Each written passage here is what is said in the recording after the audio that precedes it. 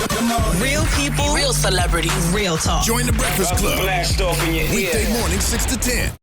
Morning, everybody. It's DJ Envy, Angela Yee, Charlamagne the Guy. We are the Breakfast Club. Special guest in the building this morning. A very polarizing figure. Dr. Umar Johnson. Dr. Umar Johnson. What's up, Thanks my for brother? having me. Good morning, Thanks sir. for having me. It's an honor to be here. Now, you are a clinical certified psychologist, right? Right. School psychologist, School psychologist. and doctor of clinical psychology. A doctor of clinical psychology. Okay. Yes, sir. Now, what exactly is Dr. Umar Johnson's agenda? Because you hear so many different things. I mean, as Right. far as I see, you try to uplift young black men, Yes, sir. you know? Yes, sir. Well, my work as a school psychologist is to be the gatekeeper for special education. Any child in special ed in America was evaluated by a school psychologist. If you don't come through us, you don't go to special ed, which is why most people never heard of the school psychologist. Now explain what special ed is to people that Special don't know. education is a federal law. It is a program that was created in 1975 to give children with disabilities a right to learn in public school.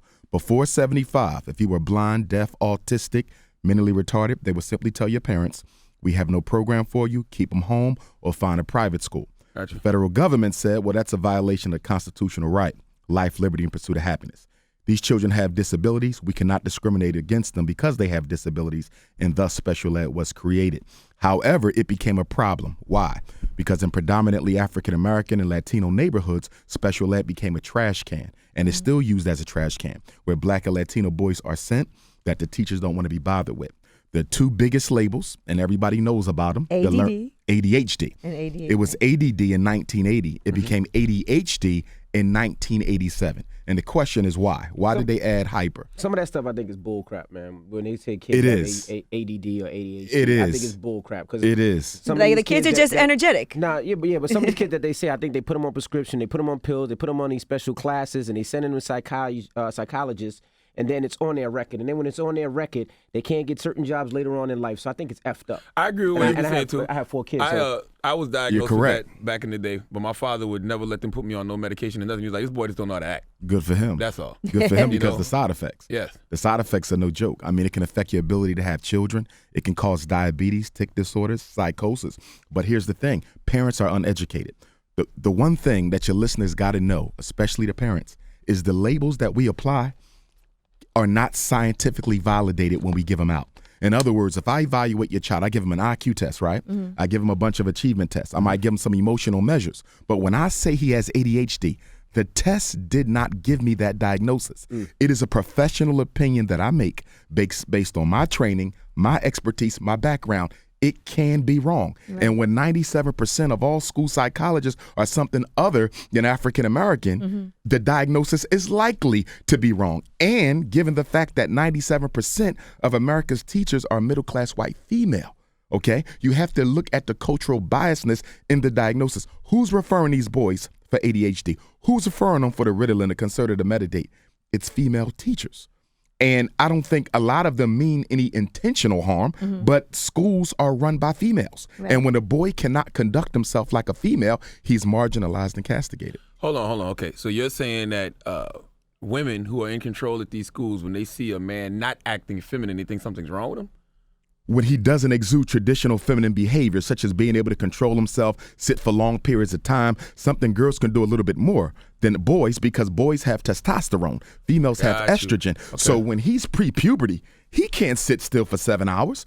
And the reason why schools are still asking our children to sit still for so long is because schools were started by the churches. The first schools in America were started by the churches. And in church, what do? You sit and you listen to the pastor. Well, guess what? Even though the research and cognitive science clearly shows that children learn better when they're up and moving. Right. So why is public school, private school, charter school, parochial school still stuck in a church model of instruction? It's convenient for the teachers. Yeah, it is. And I think it's bull crap. And when my son was 5, my son's 11 now, he was very energetic and always getting in trouble.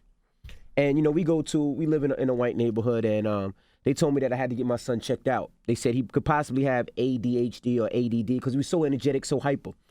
And at first I listened. I was like, all right, well, I'm going to take him. And I did my homework.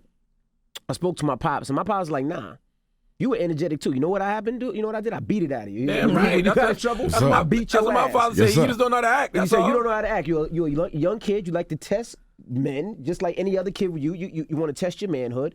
And I had a conversation with my son, and I hate to say, he got in trouble. I mean, I didn't put him in the corner and made him sit on timeout. I busted his ass. But you didn't put him on medication. No, I did not put him on medication. I did not take him to a psychologist. And now this 11-year-old kid is the best student, best athlete with the best grades, no problem, the politest kid. And I'm so glad I didn't do what a lot of other parents do, put their kid on medicine, take their kids to psychologists, take the kids to things that you can't get off your record.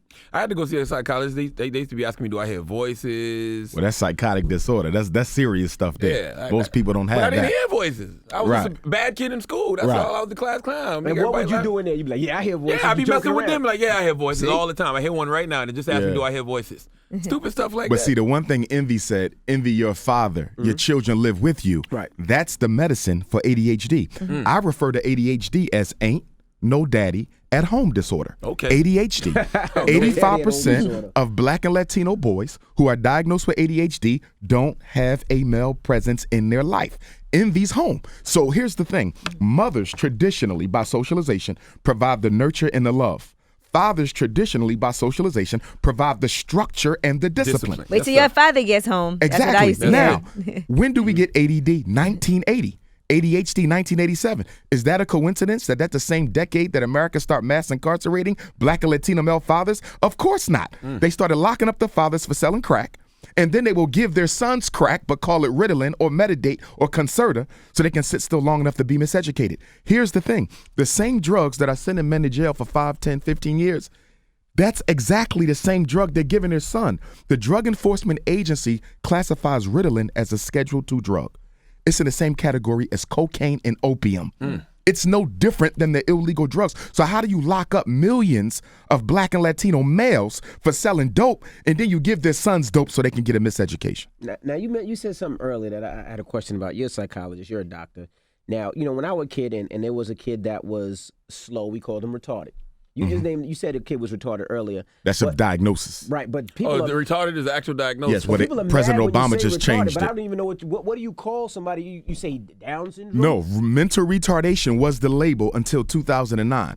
President Obama changed it to intellectual disability because parents of mentally retarded children felt the label was too stigmatizing. And there's a whole history to MR. Before they was called retarded, they was called imbeciles.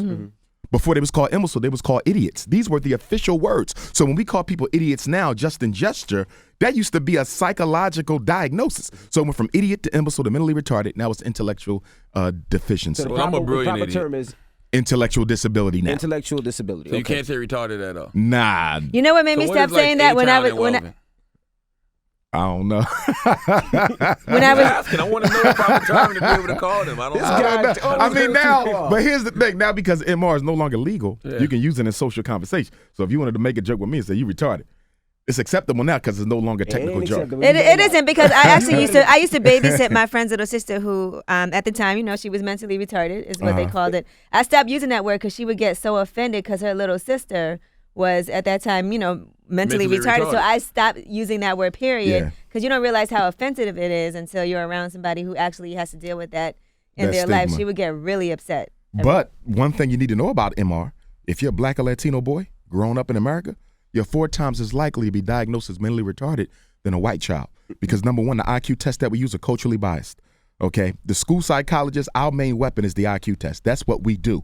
And it's culturally biased. And a lot of Black and Latino boys get diagnosed as retarded or intellectually disabled when they are not because their working vocabulary levels is low. And one of the messages I want to give to your parent listeners is turn off the video games, turn off the cell phones, turn off the TV. Time that we used to spend reading is now spent on electronic gadgets, which is taking our children away from literacy. So when your son sits down to take the standardized test, he scores 20 points lower, not because he couldn't answer the question correctly. He didn't understand the words that were used to present the question. And that's where the discrepancy is, the language that the Black and Latino kids haven't mastered because they're not reading. They don't go to the public library. And we have Everything is autotype. internet. And we have Listen, he's absolutely right because I took a standardized test once, like in high school, and for a semester they had me in like all the retarded classes. Like they had me they had me in the I think it was the reading Remedial? and math. Right. Remedial, yeah, and I'm in there with the slow kids. I'm like, yo, what the hell is going on? But was it remedial math or was it learning support? See, learning support is special ed. If you're learning disabled, you get learning support. If you was remedial, that's the step before they put you in special ed. Normally remedial, let's give him something to see if he can catch back up. It was remedial. Okay, then it wasn't special ed. But it was a couple of the special ed kids in there. A couple of the slow kids was in Okay, there. you could have had that, but you Slow wasn't kids. technically special ed unless you was diagnosed and given an IEP, which is your own curriculum to learn because it's believed you can't keep up. And just for the record, most kids are referred for special ed for reading. It's reading. Right. Special ed is 85% reading. And education bothers me as well because you have these kids that, like you said, might not be interested in reading, might not be interested in history, and they put these kids in remedial classes, but then if you put them in a class of math, they're advanced. You know, it doesn't show that a kid is slow. It shows that a kid might not be interested. And I kind of think they have to change how they teach kids. Yes. And, you know, it's some of the stuff that I really feel that they teach these kids is bullshit.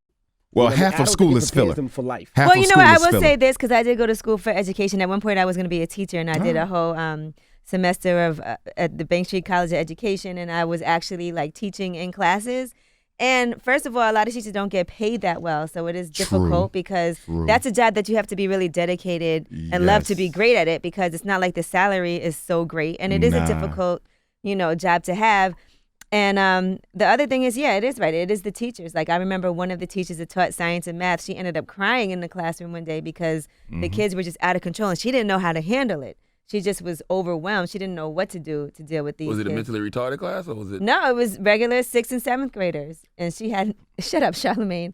And she had no idea what to do. But I did take, like, there was a couple kids in the class that I felt like they just needed special attention. And it's hard when you Right. have 45 students in one class and one teacher for them to really give individual students attention to make sure they make it to the next year, make sure they want to come to school. And a lot of that has to do with the principal. Now, I'm a principal as well, okay? Okay. When you're given a budget, you have to decide how you're going to ration out that money. And a lot of classes that have more challenging students in them academically or behaviorally, they should have a classroom assistant. They should have an aide. Right. But let me tell you what a lot of principals do. Instead of giving the teachers aides to make their job easier, they take that money and they redirect it to the football team. They redirect it to the basketball team. You meant And so aide. athletics are one like you come in as an aide to help that teacher who's struggling, keep the boys in line, that type of a thing, like an enforcer, if you would. But the principals are like, I'm not doing that because my basketball team is what's popping in this high school. Right. My football team is what's popping. And I'll tell you something else. A lot of principals are taking the special ed money and using it for athletics. See, special ed comes with money.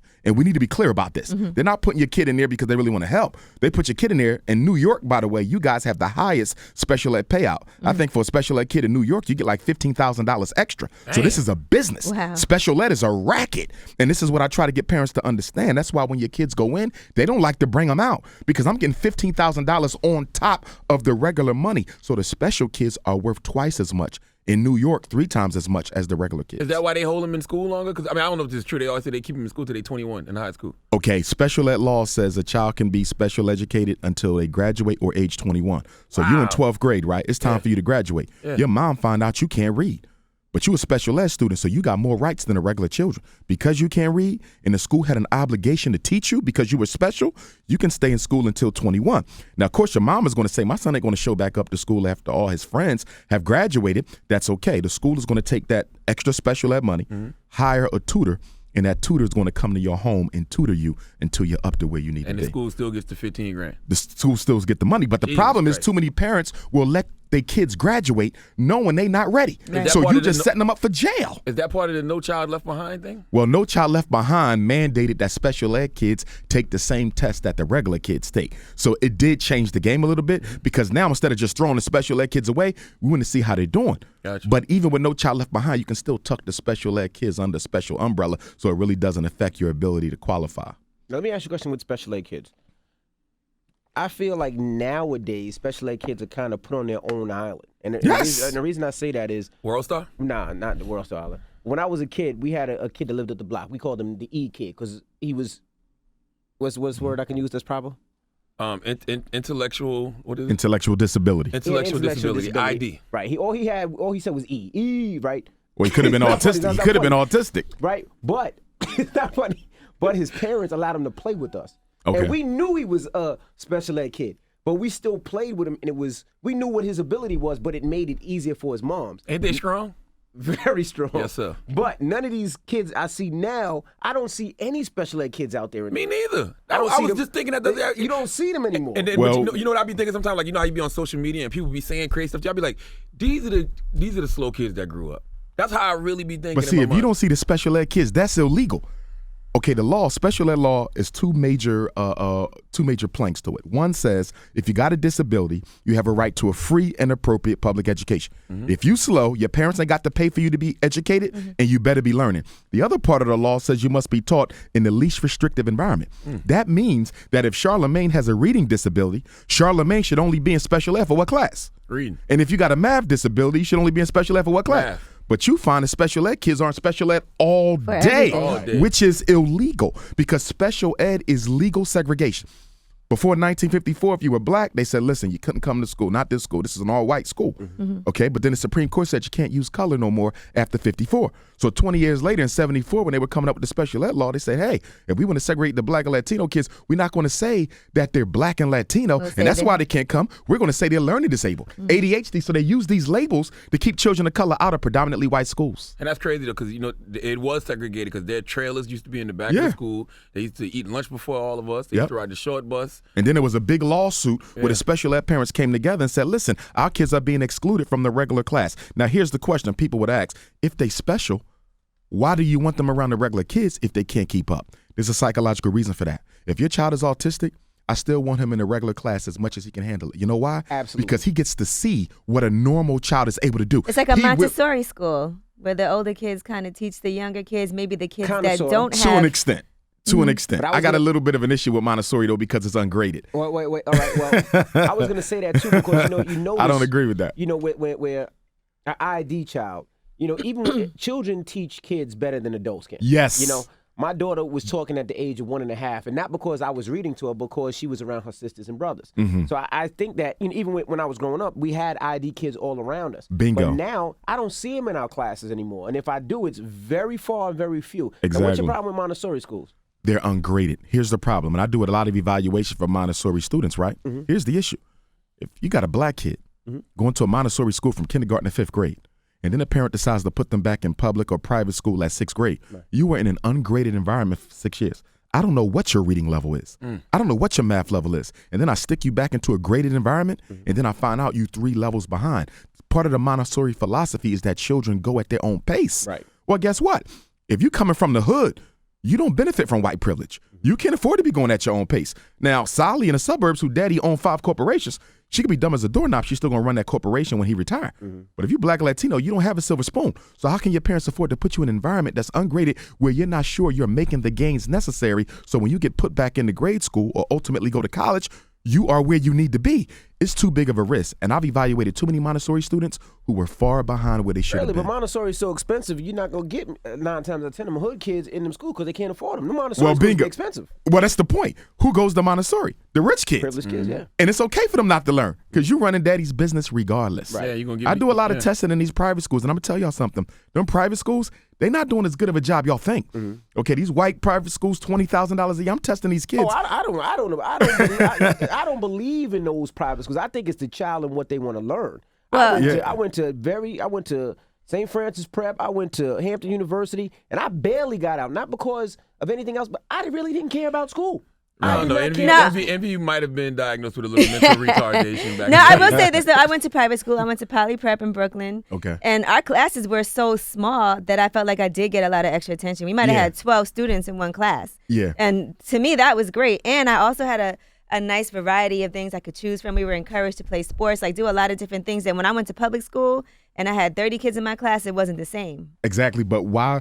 Okay, what you just articulated was that your private school experience was better because the classes were smaller. That's why. Not that the instruction was any better than what they were necessarily doing in the neighborhood school. But in the neighborhood school, you got 35 kids. Exactly. Whereas in the private schools, you got 10 to 15. So it's not the quality of instruction. It's the environmental conditions that allow for the teacher to do what they're supposed to do, which is teach, instead of being a behavioral warrant officer.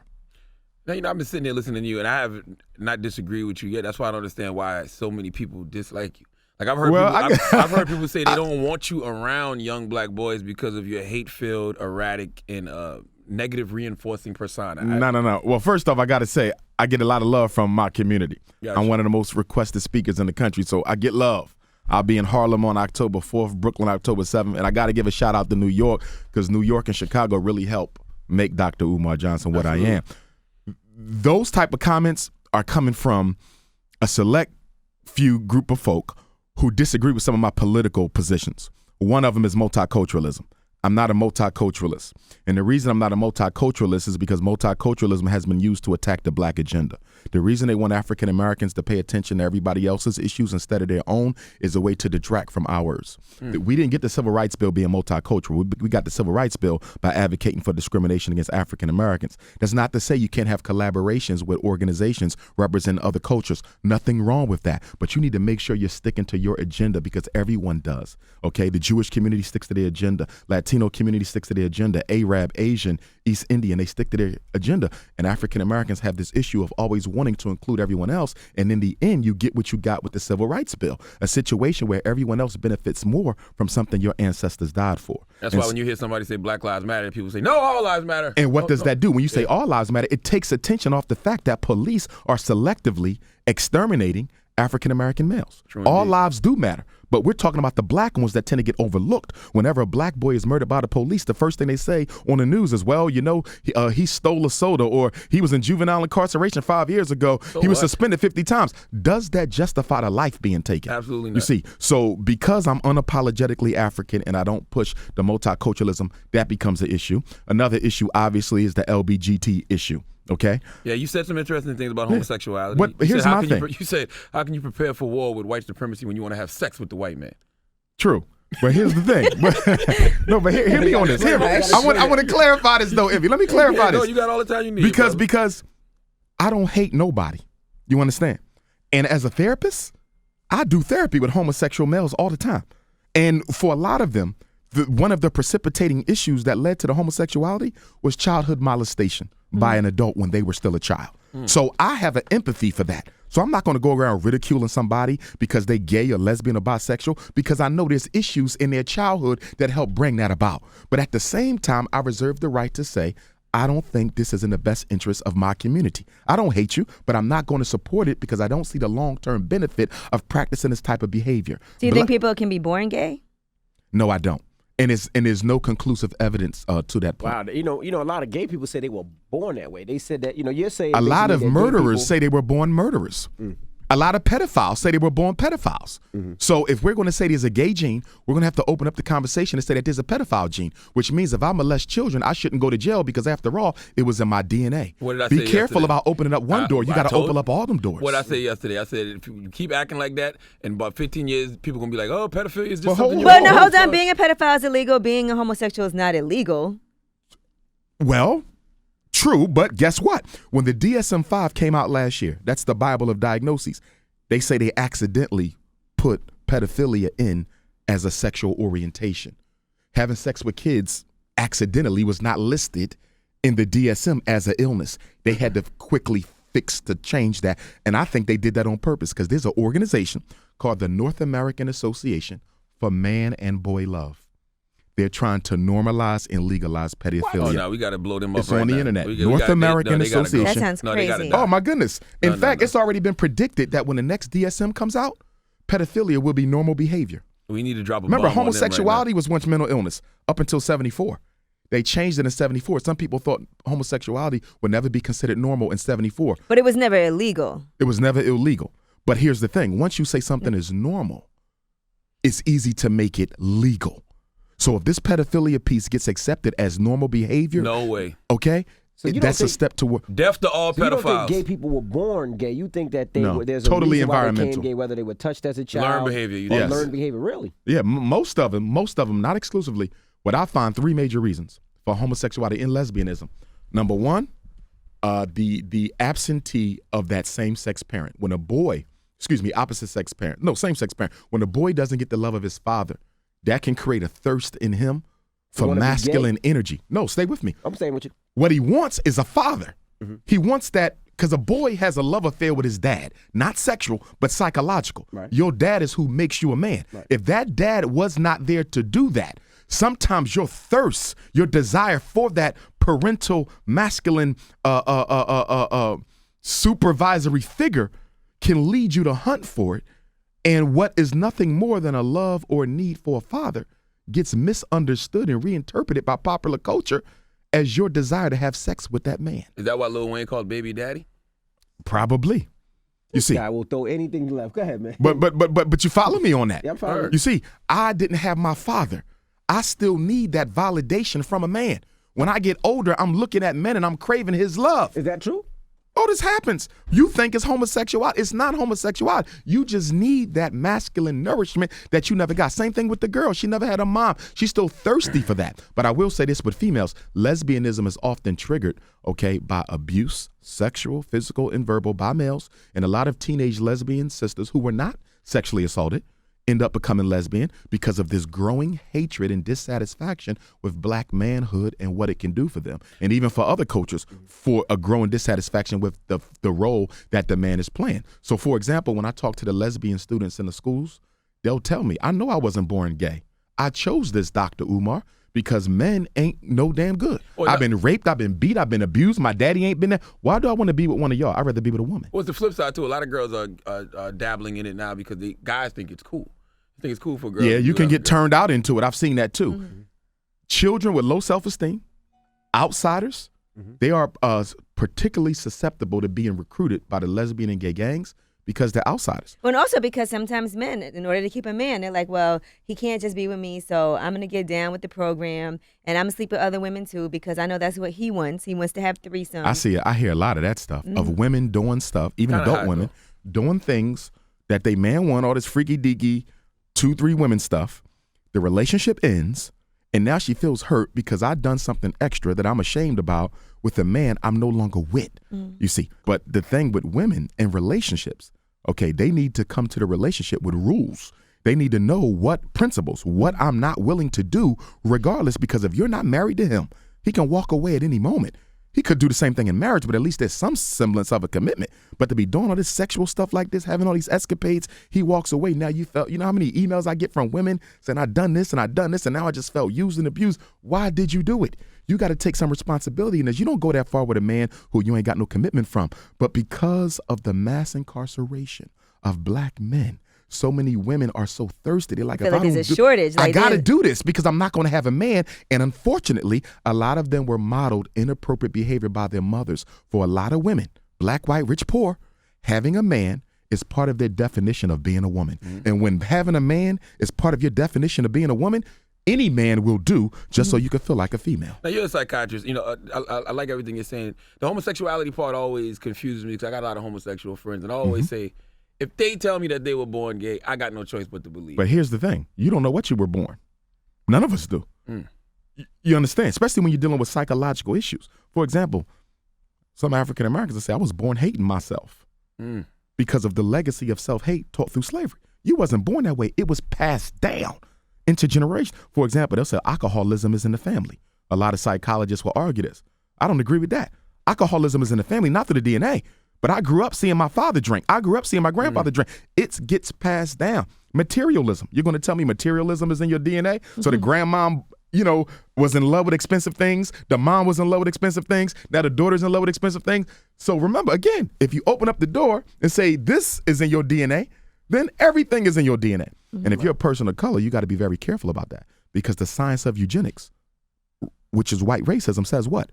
Every behavior and character flaw of African-American people was passed down through their DNA. They say we rob, we kill, we sell drugs, and we steal because of defective DNA.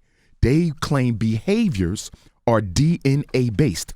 Homosexuality as an act, okay? If you're going to claim that that's DNA-based, then guess what? You open up the door for them to also argue, well, if homosexuality is based in the DNA, maybe selling drugs on the corner, maybe not marrying your women, maybe having 50 kids out of wedlock, maybe that's also DNA-based. If you open up the door for behavior to be blamed on DNA instead of circumstantial situations, you're going to have a whole new ball game here. So okay, you want to open this school for boys, right? Frederick Douglass, Marcus Garvey Academy, and we're trying to purchase the St. Paul's College, which is a historically black college in Lawrenceville, Virginia. You went to Hampton, so you might be familiar with St. Paul's, okay, right up the road. And it's been closed since 2012. They want $2 million for the school. So I went down there, met with the president, did the tour, yada yada, and we've been trying to raise that $2 million. So far, we raised $500,000. Okay, we still got 1.5 more to go. I'm hoping we can get this school before someone else does. It would be perfect because it's in the middle of nowhere, surrounded by African-American community. It'd be the perfect setting to get your children out of the inner city, detox them. For the first 6 months, ain't no video games, ain't no none of that stuff. Okay, we got to remake you, detox all that filth from the hood, and we're going to teach you character, self-discipline. We will have agricultural science. They have to learn how to grow their own food. Political and military science. They have to understand the world in which they live. Why are so many black males being murdered by the police? Why was Obama made president? There's reasons for all of this. Why is Africa the most minerally rich continent on the face of the earth, but yet the people are the poorest? I want them to understand the world that they live in. What exactly is white supremacy? Okay? Know that. Okay? Why are black folks in the condition they in, even though we're the 10th richest nation on the face of the earth, grossing $1 trillion, and yet we ain't got schools, hospitals, and none of that? There's reasons for all of this. We're also going to give them a dietary and nutritional curriculum where they know how to eat to live, because 85% of black folk are dying from preventable diet-related diseases. Them chicken wings are killing us. McDonald's, it's killing us. So they need to learn how to eat to live. There will also be a financial curriculum. By the time they finish the 9th grade, they can do their own taxes. By the time they've done the 10th grade, they will have their own business plan. By the time they've done the 11th grade, they will have their own portfolio. They will know how to invest in the stock market by the time they conclude the 11th. Who's going to pay for all this with these students, though? Well, the parents will pay tuition. And don't underestimate black parents' ability to pay tuition, because they paying it at these white schools all the time. Right. I'm doing IQ tests every day. For folks I'm looking at, I'm like, you can afford $15,000 a year? Yeah, I could do it for both my children. They would do it. The reason our parents are sending the kids to the white schools, there's no black private schools that they feel are up to the standard of what their child needs. I was going to say that I feel like, HBCUs get a bad rap because I feel like parents don't necessarily think that kids will get the same education and the same look on life when they it's go the to stereotype, but also you know? HBCUs are taking a hammer because the white schools, predominantly white institutions, have stepped up their recruitment of black children.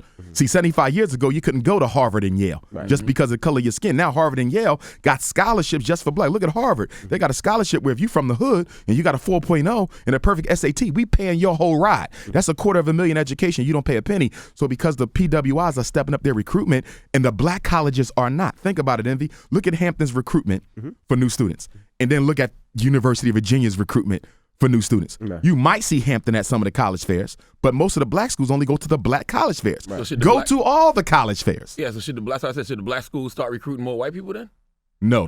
They're recruiting too many. In fact, a lot of them are at risk of not being HBCUs no more because like Howard and others, they're recruiting so many white students that now the black students are getting concerned whether or not this is still historically a HBCU. Yeah, and half the HBCUs are about to be shut down anyway because they ain't got the money. Remember, these colleges were started with what? Land grant money, and ex-slaves off the money they had. So to South Carolina State. Exactly. But with the inflation, you can't operate that school unless you have a serious benefactor who's going to keep that money flowing. Now, I'm going to put the hip-hop community, on this one. The reason Harvard and Yale are doing as good as Harvard and Yale is doing, because they're alumni. Right. Come back and contribute in significant amounts. I don't know what Puff is doing for Howard. He might be doing something. But if you're not Puff, you need to handle that. Oprah, you went to Tennessee State.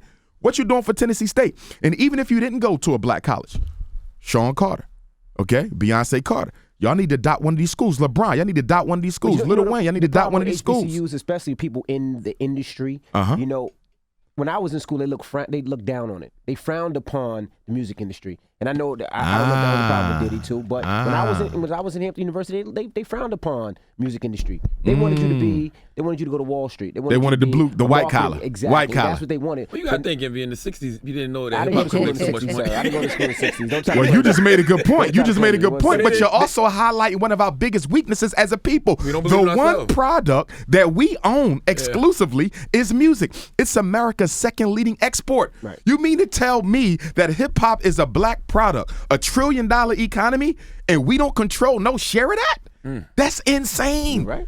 Imagine if we control black music. It's the second largest export from America. If you control that, every community would have what it needs, from hospital to jobs and so on. So we got to look at how we, going back to our issues of loving everybody else and not loving ourselves enough, why do we create so much and pass it over to people outside the culture? And then when Macklemore and Eminem get album of the year or is considered the best rapper of all time, we get upset. But you're the one who made it comfortable for them to come in and colonize your art form because you said all music matters and not just black music matters. If you notice with cultural products, most cultures, they build a protection around it. You don't see Jewish culture being exploited. You don't see Mexican culture being exploited. You don't see East Indian culture being exploited. The only culture that gets exploited on the globe is black culture because we feel there's something wrong with saying that this is for black folks primarily. You can partake, but we the be all and end all in this. Would hip hop be as big as it is though if we hadn't had made it multicultural? Like if we No, it was money in it. So it was going to expand regardless. You see, you look at the Straight Outta Compton. You understand? Easy and them still directed the content of their music. Jerry Heller got paid off of it. So you could have expanded and still maintained control, okay, over the product. Gotcha. We didn't have to sell it out. Remember, back in the 80s, if you was signed to a major or doing some crossover music, they said you sold out. Everybody done did it now. You see what I'm saying? Because everybody was chasing that dollar. And the issue with music is you got to make a decision, exposure versus control of the product. If I want exposure, I'm assigned to a major. I'm going to get all the exposure I want. I'm going to be Billboard top 10. But how much of the sales am I actually accruing? It's almost like sharecropping. Black music, you're sharecropping. You're producing a product, and then the company is keeping most of what you But produce. it's like what you said earlier. It's all in education. It's all in education. It's all in education. It's all in what you taught. It's all You in know, education. When I graduated school and I was in the music industry, my mom and dad was like, nah, you got to get a regular job. You got to go to Wall Street. They didn't believe in owning your own. You know what I mean? And most black parents, African Americans, they don't know how to teach their children how to own it. Because that wasn't the culture they was raised in. How to do the stock Right. market. They don't know how to invest in business. They don't know. So if they don't know, they can't teach their children. And if we don't have school, we don't have Jack and Jill programs, we don't have Yes. HBCUs, that's Yes. a problem. But the problem is that the Jack and Jills are so watered down. The HBCUs are so bad right now. You feel like, me as a father, feel like I prefer my daughter go to an Ivy League school because I feel like she'll have a better opportunity. Maybe that's by Okay. design. Maybe But here's the thing. If the community were organized, there wouldn't necessarily be a problem with your daughter going to Ivy League because there would be a reason why she's going. She's going to Ivy League for a particular reason. But Charlemagne's son, he might need to go to a HBCU for this reason. The problem is because we're disorganized, we cannot determine what is and what is not in the best interest of the community as a collective because we're disorganized. Think about it. We don't even have a professional inventory. We don't know how many black teachers we got. We don't know how many black barbers we got. We don't know how many black psychologists we got. We might got certain professions that have so many black folk in them. No other black child can go to school for this. We don't care how much you love it. You're choosing something else. That's what Asian communities do. That's what East Indian communities do. You don't just run off to college and, well, this is what I want to study. What you study must be relevant for us as a people. You're going to be a doctor. Exactly. And they tell you. They tell you. In China, they will tell you. You're going to be a lawyer. And guess what? They won't argue it. You know why? Because I want to serve my people. And if serving my people means getting this MD or this PhD or this JD, that's what I'm going to do. But in the black community, it's each man for himself. Whatever you want to do. Whatever you want to be. I got to get this money, Dr. Or Umar. follow I your gotta get dream. this Follow money. your Well, dreams. The money thing is relevant. And one of our big issues with our young people, why they dropping out of school like crazy, is because they're not making no money. When we went to school, we had work study. Once you get high school, couple hours of learning in the day, afternoon, you was on the job. Where's work study at now? That's true. So black kids are dropping out of school because they're seeing Shakespeare and Columbus is not going to put no cash in my pocket. Nah, So bruh. then the question Diddy and becomes, Hov. how do you blame them for selling dope when there's no economy for them? A African-American child has the single most difficult time of finding employment in the United States. According to the Department of Labor, they will hire a child who doesn't speak English before they hire an African-American child because of the stereotype. So if you don't know why kids are stealing cars and hustling credit cards and selling crack, nobody will give them a job. Crime, you're not born a criminal. Criminals are made by the society. And the mother of all crime is miseducation, and the father of all crime is economic castration. If you don't give me a decent education and you don't give me a job, I am a criminal waiting. Take me. I got 6 degrees, but take my PhD. Take from me my certifications. I'll be out there selling crack, doing something I would have never thought about doing to feed my 2 daughters, because we got to recognize when people don't know how they're going to eat from day to day, that creates a psychology of desperation and panic, and you'll do things you never even thought about doing. It's easy to judge people when you're comfortable, which is why I tell black educated folk, because they can be very bourgeoisie. Absolutely. I can't stand those bourgeoisies who grew up in the ghetto, got their masters and doctorate. Now you acting like you forgot what it was like to be in the hood. And now you want to judge these children instead of providing a way for these children. Now, I will say this. I don't think you should make any decisions out of desperation, but when I was growing up in Mounts Corner, South Carolina, and I sold drugs, I didn't have to. Like, I could have went and got a job at Walmart. I could have stayed in school, but I chose just to be out there just because of association. Like, it wasn't something And a I lot had of to children do, but here's the question. You could have got a job at Walmart. The question is, does Walmart have enough jobs, or do they have enough that they were willing to give to all the African-American males your age in that part of South Carolina. See, we also have to talk about opportunity, because we can say there's some jobs out there, but are there enough jobs for every African-American in America to fill? Of course not. And one of the reasons you have mass incarceration, one of the reasons you have police extermination of black males is because we're no longer needed for the American economy to function. This is the reality that black folks don't want to admit. We're not needed. We were brought here to serve. They don't need you in GMC. They don't need you in McDonald's. They have over 4 million undocumented illegal immigrants who are willing to work that job for less than minimum wage, no health benefits, no workers' comp, or none of that. That's why the illegal immigrants are allowed to stay in the country, so they can take the place of the lowest minority in this country, which is the African American. You know what I feel too? You know, and I know it's been long, but I feel like sometimes we don't believe in each other. We don't. Meaning, like, we don't. If you get an accountant, you know, it's already in our mind that you need a white accountant, or you need a white lawyer, or you need a white agent, or you need a white this, a white lawyer. And I feel like sometimes that happens because we don't believe in ourselves. Most black musicians have white accountants, from hip hop to R&B. They all got white accountants. White lawyers, so, for example, we're talking about my fundraiser for the school, right? Yeah. Okay. Let's say one of these, and I hope they do write a check. You know what I mean? These rappers. Macklemore comes to you and says, I'm going to give you $2 million, and I got 500 gay kids that I want to enroll in your school, Dr. Umar. What do you do? He going to have to put that check in another name. Give me that $2 million. But no, seriously, we need, if you want to donate to the fundraiser, you go to GoFundMe.com/Dr. Umar, GoFundMe.com/DRUMAR. Now, when you look on the GoFundMe, we only raised $160, but most of my donations have been mail-in checks and money orders. People don't trust the internet. GoFundMe. So, but we raised $500,000 in a year. That's great. But the problem with that, if we only raising $500,000 a year and the school costs $2 million. You got about 4 years. Thank you. That school ain't gonna be Somebody around in could 4 buy years. that, yeah. So I need a check. I need a check. I need Jay-Z. I need that check. Puff, I know you listening, Puff. Oh yeah, all my you rappers on out Revolt there. TV right now. I need that check. It's gonna be hard. And we tax exempt, so they can write it off on their taxes. Help me get this school so we can give our boys a new reality. I like everything you're saying, but it's going to be hard for you to get a check because you said that Jay-Z, you called Jay-Z Gay-Z. And you said, Nah, no, I didn't. No, stay with me. Okay. You're talking about a YouTube. First thing y'all got to know something about YouTube. I don't have my own YouTube channel. So that's not you? No, listen. Okay. Every video on YouTube was uploaded by someone else, and they choose the title. The ones who was you understand? Okay. So you'll pick up a thing, Dr. Umar says all homosexuals should be killed. I didn't say that. Now when you watch the video, you'll see I never said that. Yeah. But because you did say Jay-Z, LeBron, and Oprah's job is to deflect from black issues, though. Well, that's the job of the black bourgeoisie, period. If you're on that level, your job is to take attention away from issues that affect black folk and put it on All Lives Matter. That doesn't mean they're not trying to break through, though. You understand? I've heard some things in some of Jay-Z's lyrics that has me thinking he wants to try to break through. But look at who he signed to. So he got to be careful with the way he moves because you know what happens on that level. So I got to be respectful when of. He's $100 million. Especially they watch the rich blacks more than they watch the blacks in the ghetto because the rich blacks have the financial wherewithal to change our situation. Oprah can build 10 supermarkets tomorrow and put 10,000 black folks to work. Jay-Z can put 10 hospitals up overnight. So they watch the rich blacks way more closer than us because they got the economic wherewithal to change things. Oh, you can best believe Oprah phone tap, Jay-Z phone tap, Puff phone tap.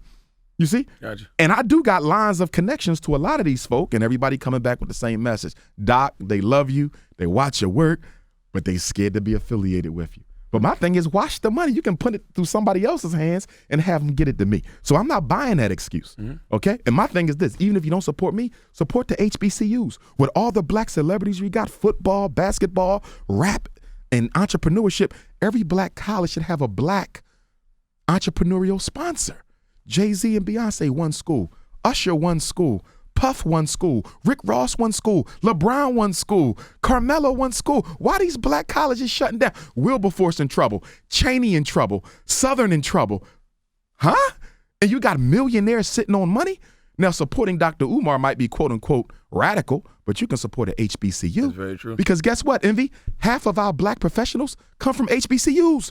If you get rid of the HBCUs, where your doctors coming from? Where your lawyers coming from? Where your psychologists, where your teachers coming from? If the HBCU shut down, it's over for the rest of us. Why are they in trouble? They in trouble because enrollment's down? Nobody wants to go to these schools? Because it's better It's a combination. But why is the enrollment down? They don't have the type of money to afford the type of marketing that a lot of predominantly white institutions can afford. That's why they need the black support. Remember, most colleges operate off of building foundations from alumni dollars. Right.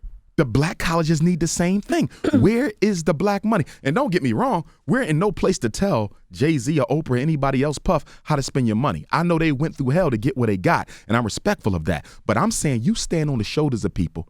Jay, you where you at because of folks who came before you. Oprah, you where you at because of folks who came before you. Going back to Madam C.J. Walker, the first female millionaire or billionaire in America. Y'all all stand, Puff, you stand on shoulders. So remember that a little bit and give back. We got to give back. That's our history. Where would we be now if Frederick Douglass or Harriet Tubman or Marcus Garvey said, Dr. King said, I'm only going to do this, but you got to pay me. You're related to Frederick Douglass, right? Yes, Frederick Douglass is my great-great-great-great-grand uncle.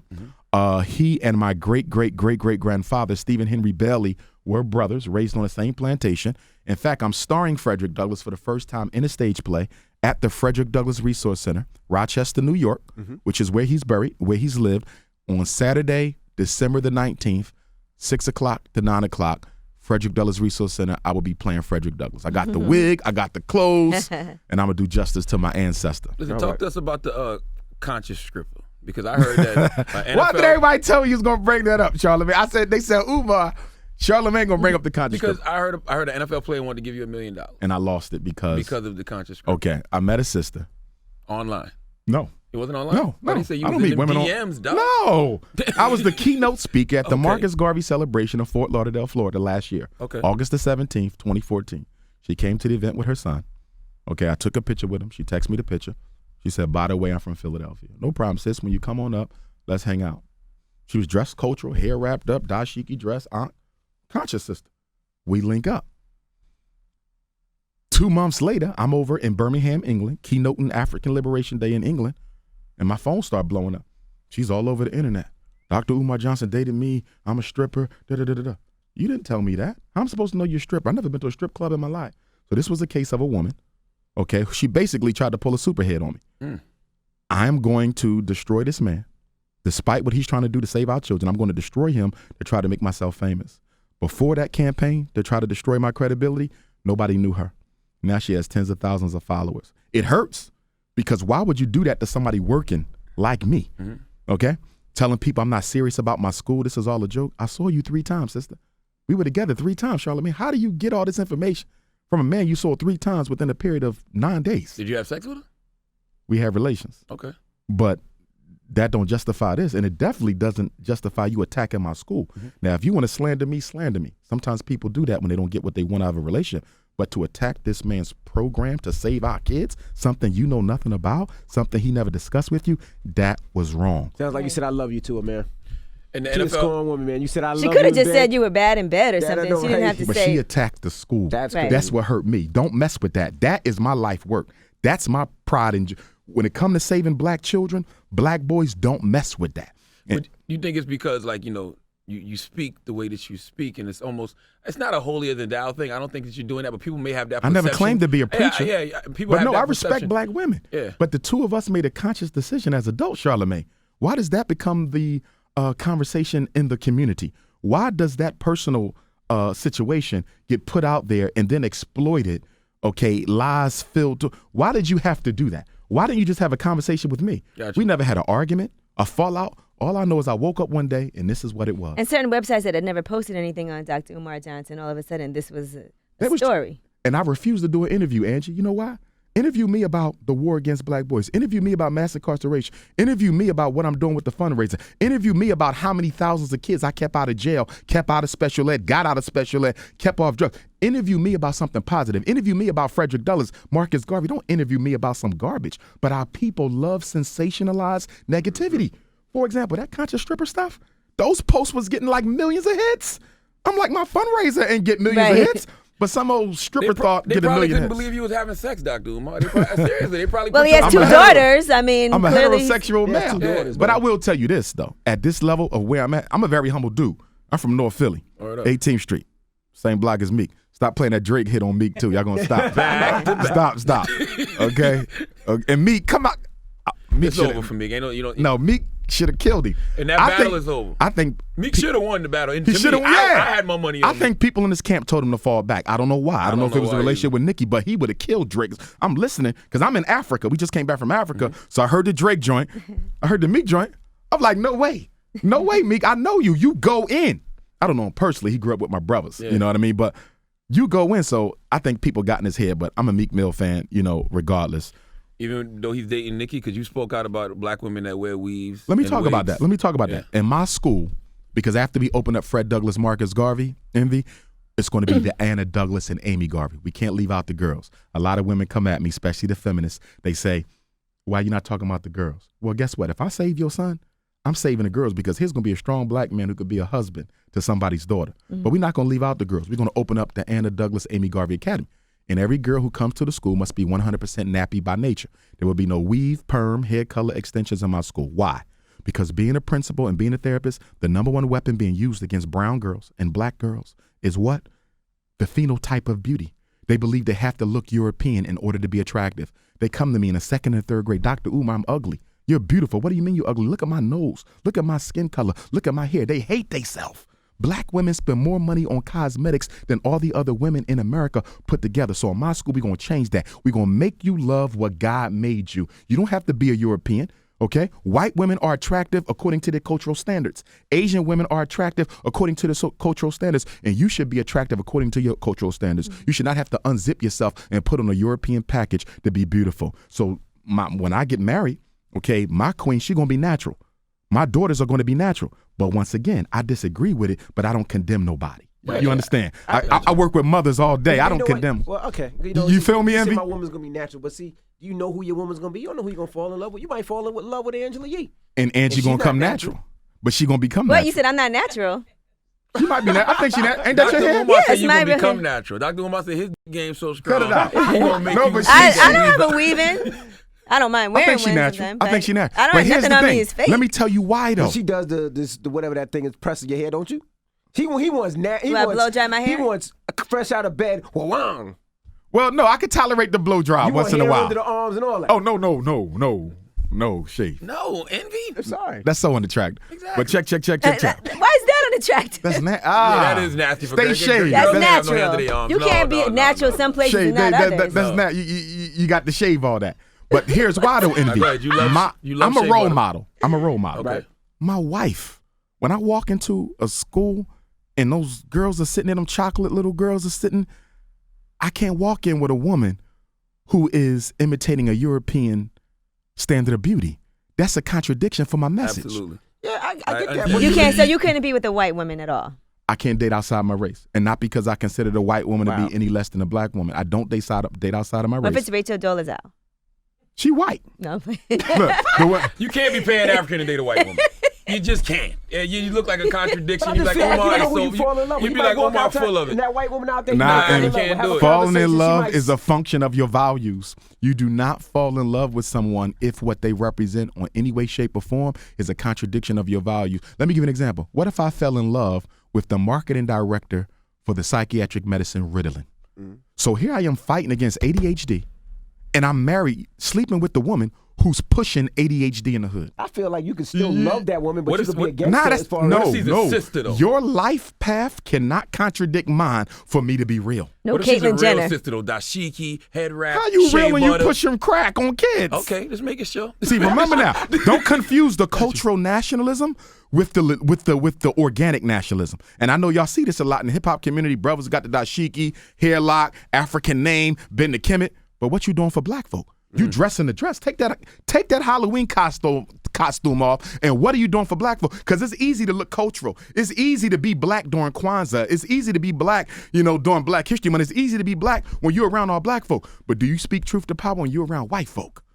See, I'm looking for the organic people because this whole Hotep thing, we are disrespecting black consciousness in black culture by not doing anything besides spreading the information. That's all you hear. Information. You go on YouTube. Information. That's good. Right. We need knowledge itself. But we need institutions. Where's the hospital, brother? Where's the shipping line? Where's the distribution network? Don't just keep hotepping me to death. Give me something that's going to help the people, because if all you got is information, you know better than the church.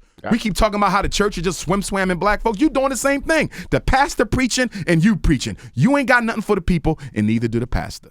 All right, well, there you have it. Well, first of all, I just want to salute Dr. Umar Johnson. I didn't Thank know you. the brother, but I always know when it comes to polarizing figures, you're going to have a lot of love and a lot of hate. I see where the hate comes from simply because your views on homosexuality and your views on women. When you got, What's my views on women? Yeah. well, you can't tell these girls they can't wear weave and wigs. They don't want to hear that. So all I'm saying But I'm going is, to tell you something. When I go from city to city, the audience, right? I have people who support my work, and they support me on a regular basis. I've seen sisters go without me pushing, just with my message. I've seen a lot of sisters go natural who I never would have thought. Like, let's say I'm in Detroit, December. I'll come back in March. I'm like, whoa, you just went from blonde weave to straight baby fro. You know what I mean? That's beautiful. So sisters are seeing that. You got to remember something. They're going to dress how we want them to look. Most of the sisters are dressing like this and wearing their hair like that because they think that's the only thing the brothers want to date. And it's true. Now, a lot of us have a Eurocentric standard of beauty. but you got Most rappers condemn dark-skinned women in their lyrics. Let's be honest. right. Nearly every major rapper you name has said something derogatory against dark-skinned black women. are uplifted lighter women and not saying anything about the Look at the dark women. videos. Yeah. Now I'm seeing videos now where every woman in the video is like almost white. You never saw that with a hood video. You see it now. Before it was light skin strictly. Now it's like white girl strictly. But you filming this in the hood? Where the dark skin sisters at? Where the caramel at? Where the butter almond? Where the butter pecan? You should have light skin too because we every shade. But let every shade be represented. But don't be disrespecting dark skinned black women because that black skin, that's the original color of the African. That's what we look like when God put us down on earth. See, that's how you get the females on your side. Oh, they Right love there. me. Right there. Yeah, I don't look at that Black as women, condemning listen, women. who raising our Encouraging women kid? to be natural is not condemning I women. don't I don't think condemn. so. I'm a therapist. My job is to heal. And that's the one thing I tell people. Well, the lesbians, the homosexual, black women. I am a psychologist. My job is to heal. You will never hear me categorically disrespect or denigrate any group of people. I will never do that. I don't care who they are or what they are. That's not Dr. Umar Johnson. My heart bleeds love. I'm unapologetically African. I'll never change that. I have an obligation to my ancestors to finish their work. Okay, we about to go through some stuff. When Obama get out of office, we're going to go through some stuff. You think you're seeing police brutality now? You ain't seen nothing. Yeah, They're about to take us back to Reconstruction and civil rights, and we need to be ready. And the way you get ready is to get organized. But it's hard to organize us, y'all, because we love to fight over petty stuff. We want to fight over religion. We want to fight over skin color. We want to fight over the neighborhood. We want to fight over political ideology. He's a Moor. He's a Nawapian. He's a Pan-Africanist. He's a black. Why are you fighting over this stuff? You want to fight over your views. Like, yo, don't worry about what I think about Thank you. homosexuality. Worry about what I think about the end goal. Come together over There you go. purpose. Yeah. Me and Charlamagne might have two different ideologies. All four of us might. Let's come together for the purpose of building a school, the purpose of stopping violence in the neighborhood, the purpose of building a hospital, the purpose of giving to the world the first totally independent black music label. I agree. Purpose, not ideology, not religion, but the purpose. And stop looking for people to be perfect, too. Oh, You know what I Jesus mean? Christ. That's the thing I think. Please do that. Please do That's that. the thing I think bothers us, too. Is like, oh, he comes off like this, but he does that. So what? I can be righteous and Dude, righteous. my thing to this, when people criticize me, who in these streets fighting to save our kids from prison, expulsion, special ed, ADHD more than me? If you can name a person, I want to know their name. Don't nobody put it in like me. I'm in jails. You don't know I'm in jails. I'm in schools. You don't know I'm in schools. I'm evaluating children, helping parents. You don't even half the stuff I do. You don't know because I don't believe that my credit should come from the people. My credit comes from the Most High. That's the only person who needs to see the work that Dr. Umar Johnson does. But I'm not just one of these conscious black lecturers running around talking, getting paid. I'm not no culture pimp. When you give me money, that money go right back out. We about to do the Black Boy College Tour next spring, okay? And we're going to do that off the money I raised at the Three Kings in Brooklyn with David Vanner, myself, and Dr. Claude Anderson. We were the three speakers. So my money go right back into the people. I'm all about the people. I never was in love with money like that. I respect it because I know we need it. But I'm not in love with money like that. I came from nothing. 8th and Susquehanna, North Philly. My parents ain't have nothing. So I know what it's like not to have. And I will never look down on somebody because they not where I'm at. These 6 degrees, I could lose that tomorrow. All this I got, I could lose that tomorrow. All you got is your character, your principles, and your heart and your soul. There you have it. Dr. Umar Johnson. Yes, sir. Thank you. And the website. And what's the family, website? The website. You can find me at drumarjohnson.com, drumarjohnson.com. I repeat, drumarjohnson.com. And you can follow me on Twitter and Instagram at Dr. Umar Johnson. One word, Drumar Johnson. All right, it's the Breakfast Club. Good morning.